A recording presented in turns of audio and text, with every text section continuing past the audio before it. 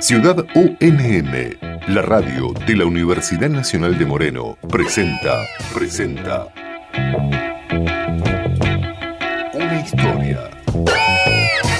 Una historia.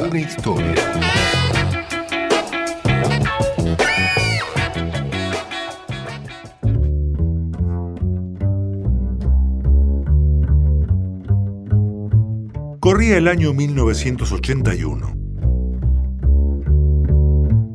Lentamente comenzaba el hartazgo y el tibio despertar de aquella horrible siesta iniciada en 1976. Los artistas, los seres humanos quizás más sensibles, por esa misma característica, fueron los primeros en mostrarse inquietos, incómodos. De manera extraña, la Guerra de Malvinas puso a la música argentina testimonial al alcance del gran público. Entonces, un puñado de rosarinos irrumpieron en la escena nacional, la trova rosarina.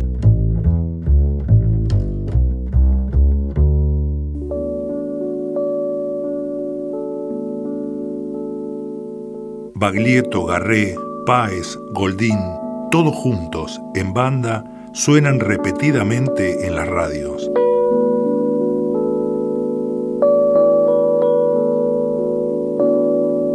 La vida es una moneda,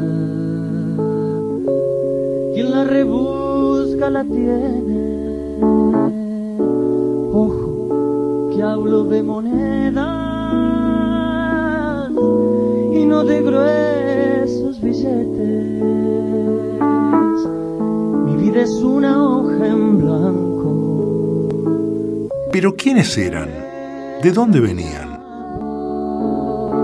10 dedos largos y flacos y un manojo de palabras. En el capítulo de hoy, Adolfo Calvo, un rosarino que perteneció a aquel movimiento en sus orígenes, nos cuenta la historia del Café de las Artes, un reducto fundamental de aquel Rosario, de los años de plomo. Y la cordura de todos los días, lo mejor resulta bien. Y nos ilustra con un mítico recital realizado allí, preámbulo de lo que los rosarinos nos tenían preparado. Sueña que sueña.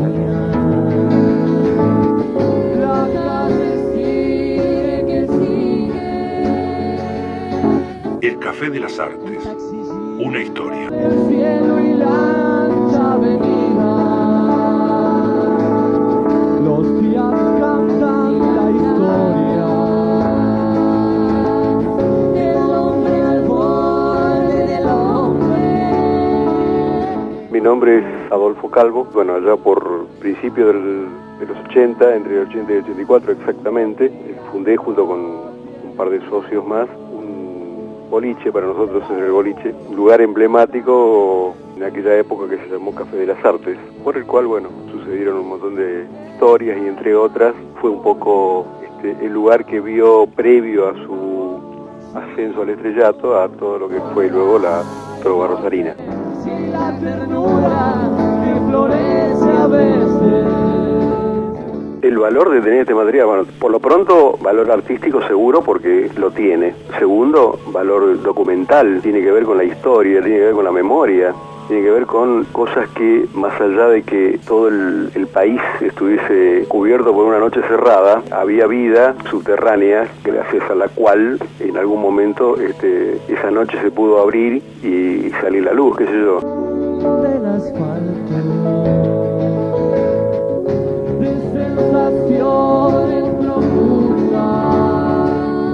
Para nosotros, repito, era todo un desafío muy importante. En ese sentido, el boliche era casi una suerte de jabonería de Vieites. Era algo en el cual estaba gestándose algo que todavía no se podía precisar de qué se trataba, pero que de alguna manera había una certeza, la necesidad de que en algún momento aflorara y reconvirtiera un statu quo reinante en otra cosa mucho más creativa, abierta, con otro tipo de horizontes, ¿no? Finalmente, bueno, la realidad terminó dándonos la razón. En aquel momento no podíamos asegurarlo, pero sí había necesidad de que eso creciera y bueno, y pugnara por salir.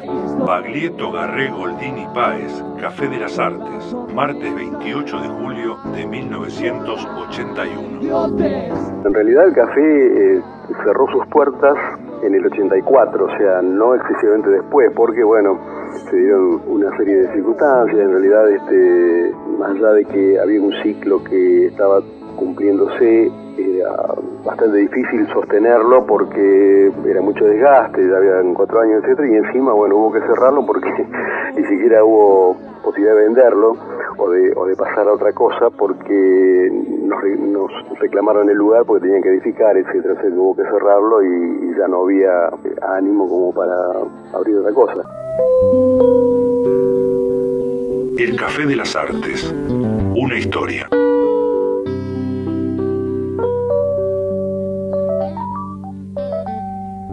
Mientras se produjo el florecimiento, digamos, de la música de la trova rosarina, obviamente que todo eso lo capitalizó el café, porque bueno, por ahí habían pasado, eran muy pocos los lugares donde habían incursionado ellos acá. Uno era el Café de las Artes, otro era el Café de la Flor, había 2 o 3 reductos más, pero no demasiado más, y el Café de las Artes fue uno de los primeros realmente.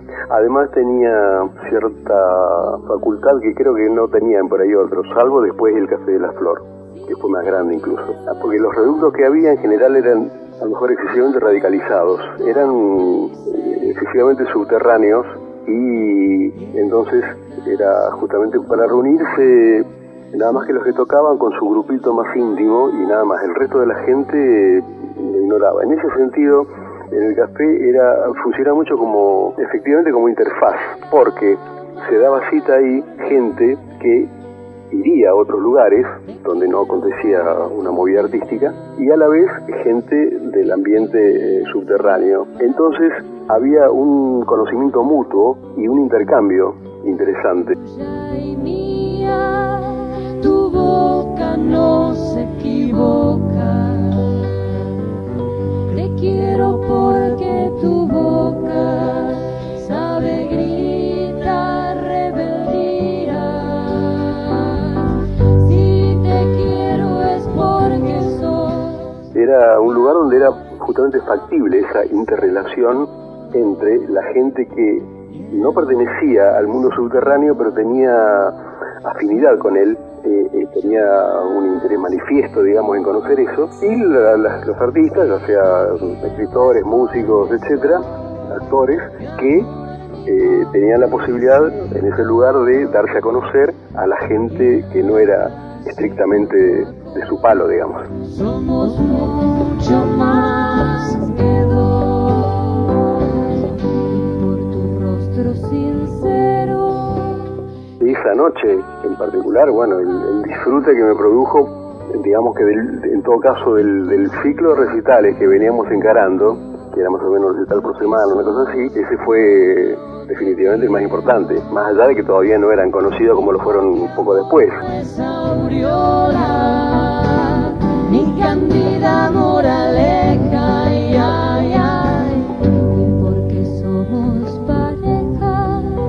Pero sí, dentro del mundillo eran para mí los más conocidos, eran los mejores, y para mí era un poco el recital más importante, por ende tengo un muy grato recuerdo. Por eso es que se buscó, esa grabación está hecha directamente desde la consola, por eso dentro de sus limitaciones se escucha bastante bien, a diferencia de otros que eran grabados mucho más manualmente, desde un grabador en medio del público, etcétera.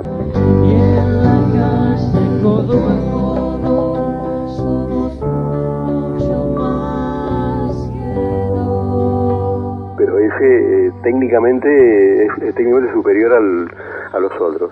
Y por supuesto el recuerdo de una época dorada tiene que ver además con una época en la que uno era sustancialmente más joven que ahora y por ende, bueno, me remonta a aquella época, dentro de la negrura del momento, la situación de incertidumbre que se vivía, incluso de temor. Esa era la nota de color y era el disfrute disfrute desenfadado y desafiante, de alguna manera, de lo que estaba en ese momento establecido.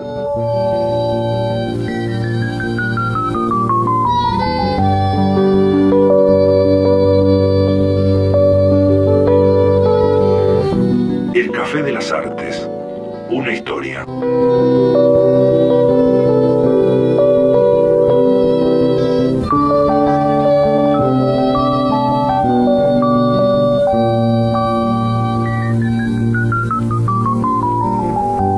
Baglietto, Garré, Goldini, Páez, Café de las Artes, martes 28 de julio de 1981. Vuelo de trinos y sangre en la voz. Tiene que ver con cuestiones propias, digamos, de época y de edad personal en coincidencia con esa época. Yo en aquella época tenía 30 años. Había incursionado en carrera técnica y luego pasé a aparentemente opuesto, que sería humanidades.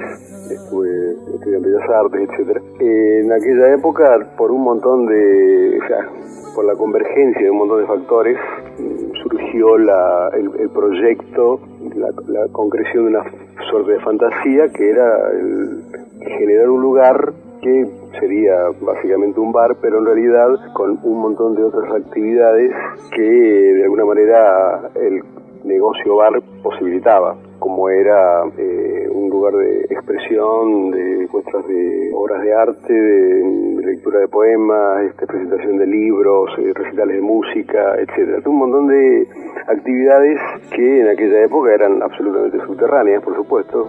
Y un pez volador. Lo soñé corriendo, abrigado en sudor. Eran realmente muy contados, porque no olvidemos que estamos hablando de épocas del proceso militar, o sea, una época más negra de nuestra historia, año 80, donde ese tipo de cuestiones que ahora son muy naturales, digamos, muy normales, gran proliferación de ello, en aquel momento no, estaban los bares tradicionales, por supuesto, y este tipo de cosas eran más, ¿cómo te puedo decir?, más fuera de escuadra, y por lo tanto no eran precisamente bien vistos.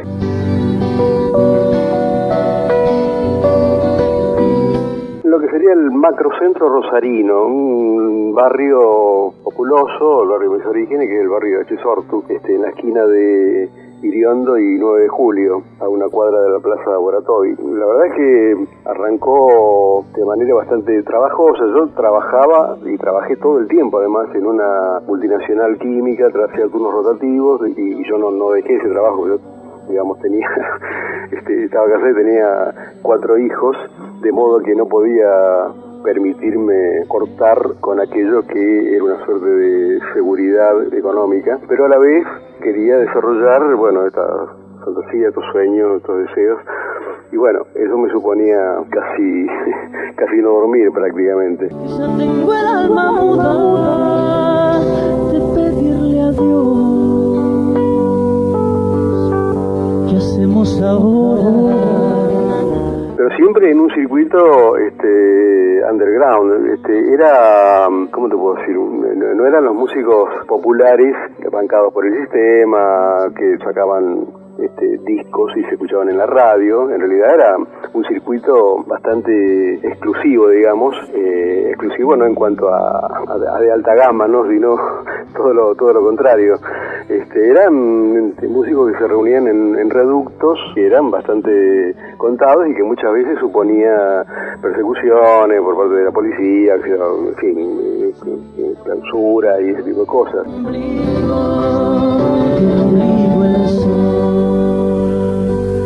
Estamos pensando, sería mejor.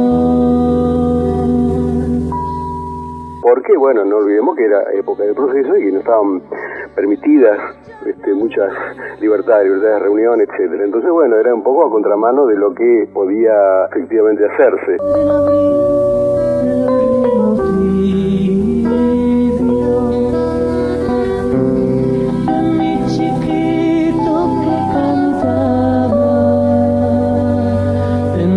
el vientre, un prado en flor. El Café de las Artes, una historia.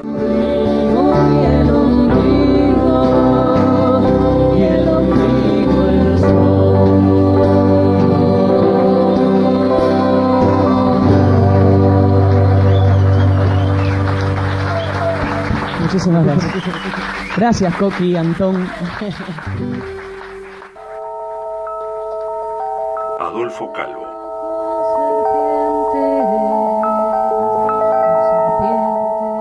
Mi relación con los músicos que luego transitaron por este lugar que fundé, digamos, viene de casi comienzo de los 70, años 73. Acá se creó un movimiento llamado AMADER, que significa Ateneo de Músicos y Amigos de Rosario, donde yo, digamos, de alguna manera militaba, pero en calidad de amigo, porque eran músicos, repito, y amigos, o sea, gente que no hacía música, pero que bancaba el proyecto. Lo que puedan arrebatarle al amor. Y fue eso, es un semillero de muchos músicos que con el correr del tiempo, que digamos que en ese momento nacían y con el correr del tiempo fueron desarrollándose como tales, perfeccionándose, fueron cambiando de bandas, etcétera. Pablo el Enterrador, de ahí que yo, no sé, Irreal, o sea, un montón de agrupaciones, Amalgama, por ejemplo, que era un grupo de Lalo de los Santos, en fin.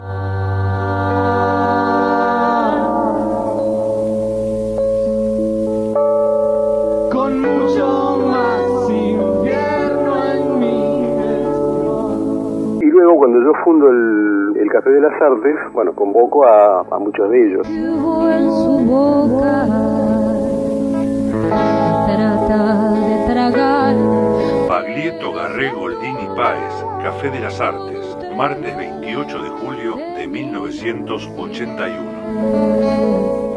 Hay un recital grabado en julio, en el invierno del año 81, donde están Juan Pablo Baglietto, Silvina Garré, Rubén Goldín, Fito Páez, etcétera, en una etapa previa al estrellato, digo, porque al año siguiente, en el año 82, fue el asunto de Malvinas, y con esa cuestión se prohibió música foránea, música en inglés, y entonces se catapultó, digamos, músicos en habla castellana, músicos locales, y ahí fue el trampolín, eso fue el trampolín que proyectó en su momento a Baglietto. Me acuerdo de un recital en Obras, en Obras Sanitarias en Buenos Aires, donde fue Baglietto y compañía, y ahí, bueno, fueron conocidos nacionalmente, digamos, y a partir de eso, al otro año, pasó Baglietto a grabar su primer disco, y luego empezaron también a conocerse Fito Páez,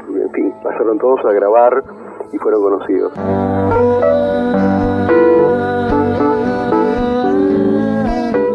El Café de las Artes, una historia. Hoy aparece un alma ese es el hombre de rama de estrellas.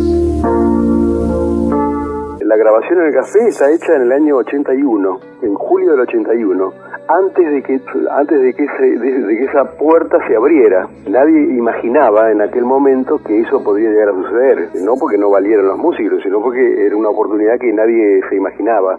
A raíz del conflicto militar, etcétera, surgió la necesidad de potenciar toda la música nacional, y bueno, y ahí tuvieron la oportunidad justa. Grita si quieres gritar. Grita por tu soledad de asfalto mojado.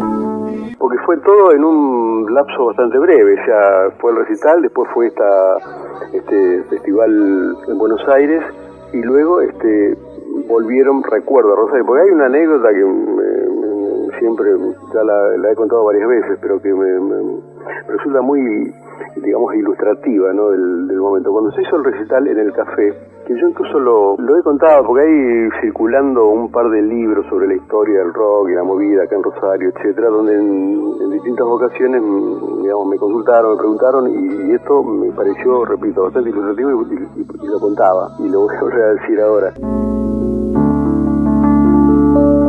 En julio del 81, cuando se hizo el recital, repito, era una época en la que ese tipo de cosas era apenas tolerado, y no siempre tolerado. Había mucha persecución por ahí. Esa noche justamente del festival terminó abruptamente el recital, digo, porque cayó la taquería, digamos, y vino a hacer un operativo, supuestamente es lo que siempre decían, por una denuncia anónima, qué sé yo. La cuestión es que concluyó abruptamente eso que está grabado. Se llevaron realmente por raro, al Sapo Aguilera, que era uno de los músicos que estaba ahí, porque estaba con una boina, qué sé yo, lucía extraño, digamos, y entonces se lo llevaron. Y como dueño del lugar, me citaron al día siguiente a la jefatura de policía, tuve que ir temprano ahí, me hicieron tocar el pianito, digamos, de alguna manera, inauguré mi prontuario, etcétera. Jugar sin mirar las cartas. Eso fue, repito, en julio del 81. Poco tiempo después, un año después creo, año y pico después, venían acá a Rosario, luego de haber grabado el primer disco, o sea, como presentación acá en Rosario del disco, vinieron al Teatro del Círculo, el principal teatro acá de Rosario. Por supuesto fui a verlos. No podía dejar de reparar en que en un momento determinado estábamos nosotros haciendo la cola para entrar al teatro y llega el ómnibus con los músicos, lleno de gente, por supuesto, ahí, bueno, y bajan los músicos y los policías hacen todo un cordón para que los músicos puedan entrar y no fueran, digamos, molestados por el público. O sea, un año antes se llevaban por raro a uno de ellos y año y pico después los custodiaban para que ingresen al teatro. Ese tipo de cosas tan contrastante, ¿no? Me llamó siempre la atención y bueno, me producía río, me parecía un triunfo. En lo personal me parecía un triunfo, ¿no? Después de haber sido perseguidos, de haber sido siempre marginados, etcétera, de pronto entrar como consagrados al teatro. Bueno, ahora voy a invitar a lo que yo considero uno de los músicos más talentosos que hay en este país, Rubén Goldín. El Café de las Artes, una historia. Hola. Sí, da, ba, ¿cómo se dice? Tam, bam, bari, da, ba. Para mí, yo te digo, hay gente que yo conocía desde hacía casi 10 años y que me pareció siempre que tenía un gran valor. Yo los acompañaba hacia Gama, éramos el grupo, digamos, de fans de todos ellos, más allá de que no sonaran habitualmente por la radio, por supuesto. De modo que, por eso digo que cuando ellos pudieron finalmente ser escuchados y acceder a toda la maquinaria, poder grabar, etcétera, no solamente para ellos, sino también para todos nosotros, los amigos que los rodeaban, era todo un triunfo. Era como el triunfo de todos.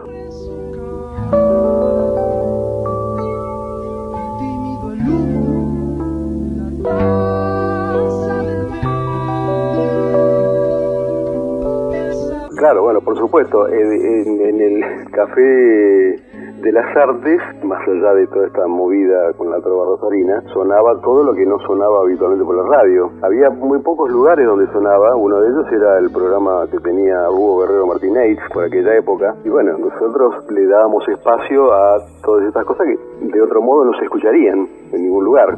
Además, bueno, en el caso de Silvio Rodríguez estaba, por supuesto, prohibido acá, en fin, ¿no?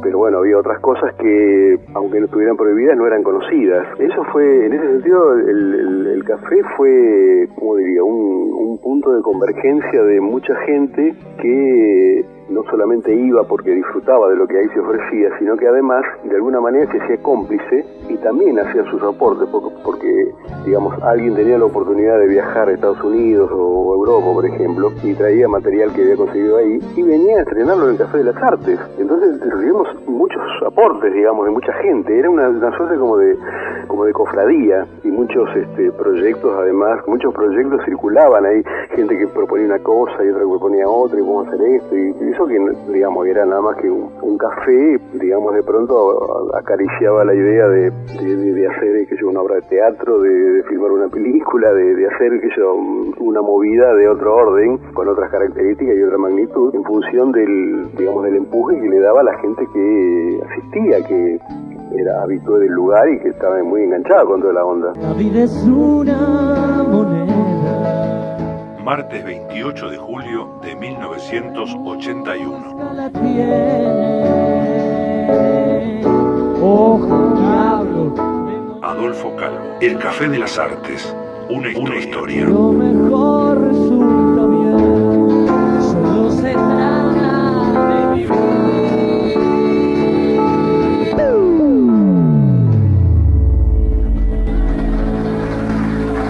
Muchas gracias. Chao. Ciudad UNM, la radio de la Universidad Nacional de Moreno, presentó Una historia. Una historia. Una historia.